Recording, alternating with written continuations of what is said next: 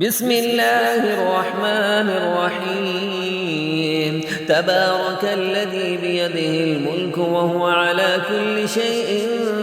قدير الذي خلق الموت والحياة ليبلوكم أيكم أحسن عملا وهو العزيز الغفور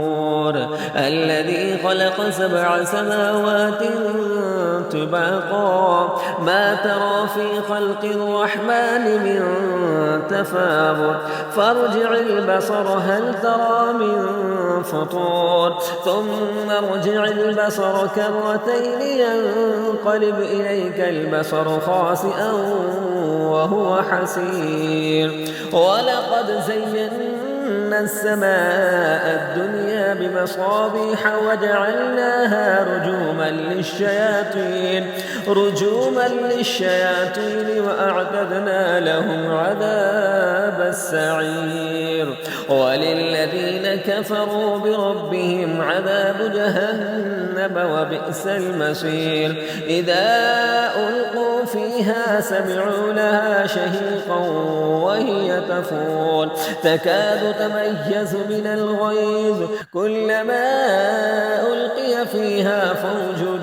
سألهم خزنتها ألم يأتكم نذير قالوا بلى قد جاءنا نذير فكذبنا وقلنا ما نزل الله من شيء إن أنتم إلا في ضلال كبير وقالوا لو كنا نسمع أو نعقل ما كنا في أصحاب السعير وقالوا لو كنا نسمع أو نعقل ما كنا في أصحاب السعير فاعترفوا بذنبهم فسحقا لأصحاب السعير إن الذين يخشون ربهم بالغيب لهم مغفرة وأجر